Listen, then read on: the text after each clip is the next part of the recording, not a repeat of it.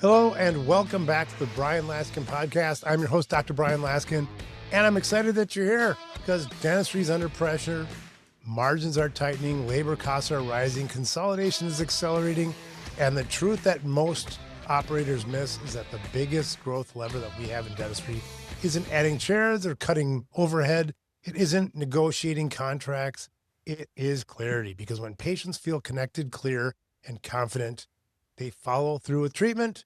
And when patients follow through, revenue becomes predictable. That's the operating truth.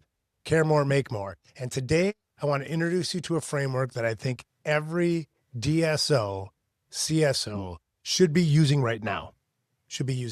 Because DSOs are not failing because of lack of strategy. They're failing because they lack a filter. They have too many incentives, too many priorities, too many dashboards, and too many fires to put out. So the organization becomes reactive instead of proactive, and reaction is expensive. Now, this framework comes from Dan Sullivan, my mentor, and it's called DOS. We focus on the dangers, the opportunities, and the strengths that we have. And I like it because it forces you to stop reacting long enough to actually see reality. And frankly, I knew about DOS. I've been working with Dan Sullivan for a while, and I frankly didn't really understand it until he went through it at a meeting recently this week. And it forced me to actually separate what's threatening me, what's available to me, and what I already am working on that's in my favor. And so today I'm going to prioritize and give you, as the leader in the organization, a reality check.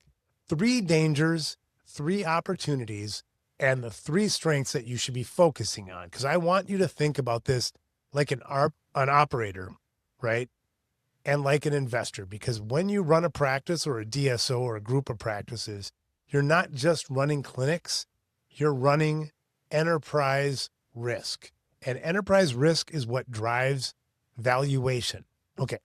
So if you want to increase the valuation, if you want to make more, let's start with the dangers. Danger number 1, margin compression is not temporary. I'm going to say that again. The margin compression that we're feeling right now, I don't believe is temporary. A lot of DSOs are still acting like margin pressure is like the weather, that it's going to pass. They assume that labor costs are going to come down. They assume that suppliers will stabilize, and they assume that reimbursements are somehow going to improve, and they assume that the economy will soften. And even if some of those things do improve, the deeper reality that we really have to focus on is that the era of easy dentistry is over. I benefited from it for 20 years growing my practices, but we have to face the reality. The era of easy dentistry is over. Putting out a shingle and hoping that you're just going to have high margins is not going to happen again. The danger itself isn't the margin compression. It's the danger of how we as leaders respond to it. Because when margins tighten, the instinct is to cut.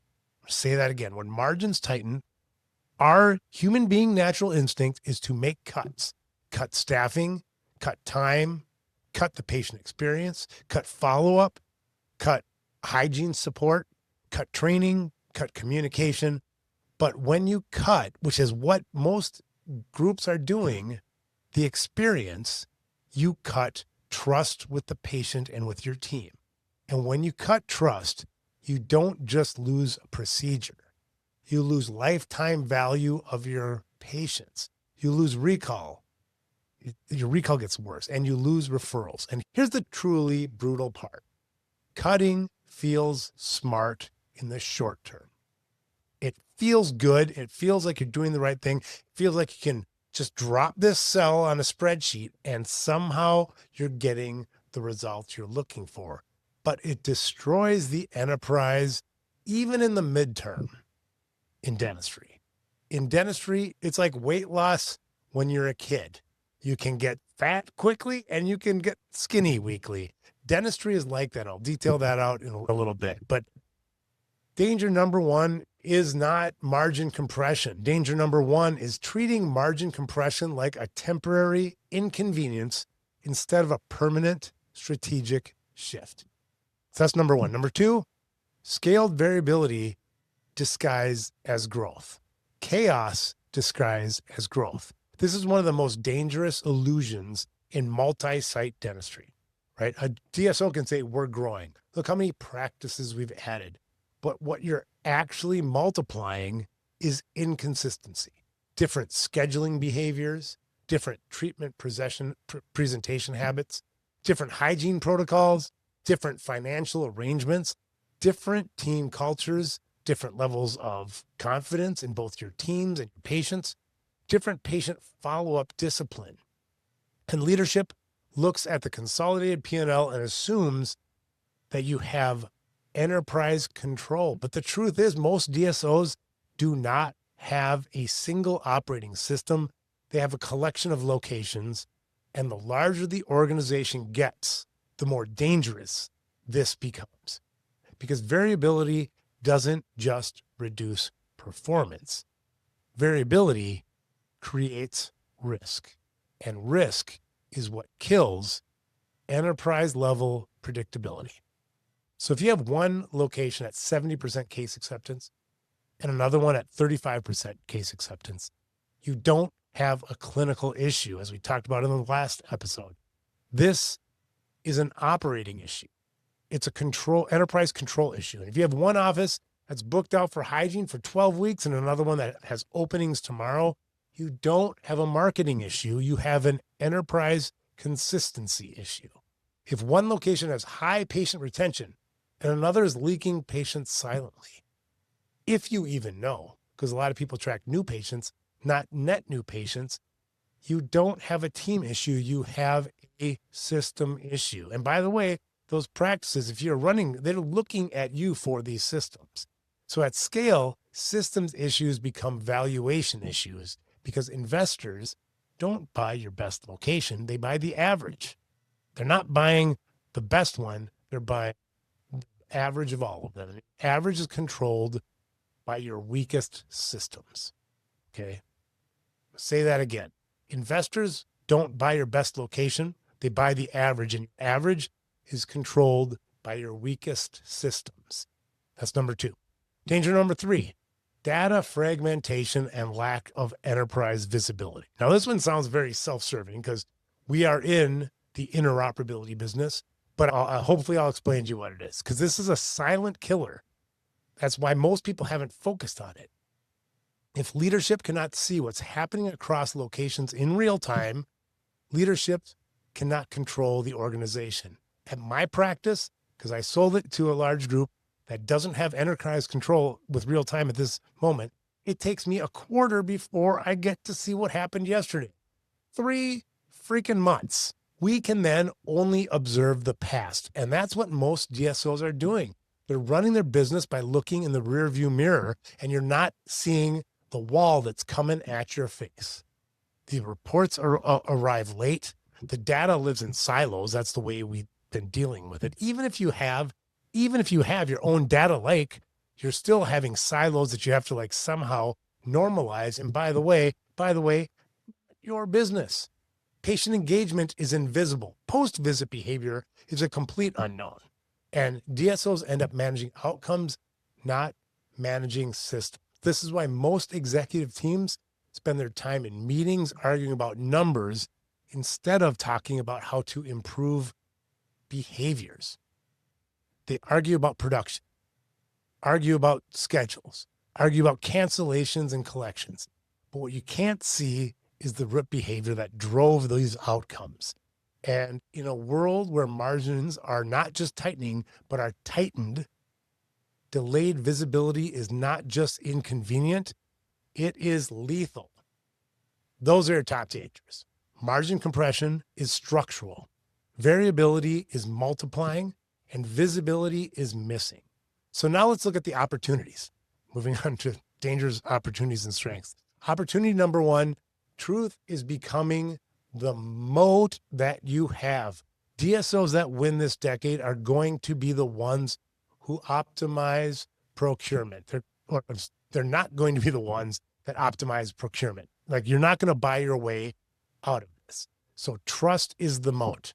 It's going to be the ones, the DSOs, that build the most trusted brand in the marketplace, because patients are overwhelmed. They don't know what to believe. They're confused, as we talked about last episode, right? They don't know what's urgent. They don't know what's optional. They don't know what's fair. They don't know who's trustworthy. So they delay, they shop, they disappear. And dentistry has an opening right now to become the clearest, most confident building segment in healthcare, and trust is our and your new competitive advantage. And trust is built through one thing more than anything else: clarity. Clarity. When patients understand, they trust. And when they trust, they commit. Opportunity number 2, predictable revenue is available if you standardize follow-through. This is the part that should excite everybody listening today. Dentistry is one of the only industries where you don't need to sell. You don't need to sell to grow revenue. All we have to do is diagnose it. It's already there. We don't have a problem with lead flow or follow through. Most DSOs don't lose money because they didn't diagnose enough. They lose money because diagnosed dentistry never became completed dentistry. You have way more in the coffers of diagnosed than completed. That's the problem. But this gap is the opportunity. When patients don't follow through, you lose production. When they don't appoint, you lose hygiene stability. And when they don't return, you lose lifetime value. But when you standardize clarity and follow through throughout your organization, throughout your locations, revenue becomes predictable. And predictable revenue, again, is the asset class that investors and PE is going to pay premiums for, because predictability reduces risk, and reduced risk increases the value of the multipliers, right? So opportunity number 3, DSOs can become true enterprise healthcare organizations, because most aren't right now. Many DSOs are still operating like scaled up practices, but we have an opportunity to operate like modern enterprises. That means standardized patient experiences, my friends. Standardized patient experiences. It used to be the Patient First podcast. I wrote the book about it. And now we create the standardized patient experience so that you can scale clarity, scale follow-up, real-time visibility, and accountability that is measured, not a patchwork of locations, but a unified operating system. A DSO should not feel like 80 practices. It should feel like one system with 80 access points. That's the opportunity. Now let's talk about strengths, because this is where DSO leaders should feel confident. This is where you should already feel like you're number one. So strength number 1, you already have distribution, right? This is what startups don't have, what a single practice can't have. You have the locations, you have the patient volume, teams, the recurring visits. You already have the attention of the marketplace. You already have community presence. You don't need permission to win. You don't need permission to win. All you need is alignment. You're already there. You just need to be aligned. That's number 1. Number 2, dentistry has a built-in recurring engine, like a SaaS platform. Hygiene is one of the strongest recurring revenue models in healthcare. It's already embedded in the structure of our businesses. And when hygiene is stable, everything else is stable. Production becomes stable. Teams become stable. Forecasting becomes stable. Patient lifetime value is stable. Valuation is stable. Dentistry has a built-in advantage that most industries would kill for. I run SaaS platforms. It's very similar, right? The problem is that many DSOs treat hygiene as a department. In reality, hygiene is the enterprise heartbeat. It's the heartbeat of your enterprise. That's strength number 2. And number 3, small improvements in dentistry. This is what I alluded to before. Small improvements in dentistry create massive enterprise impact. In most industries, you need massive scale to move the needle. If you're Amazon, you have to do $1 billion industry to move your stock a little bit.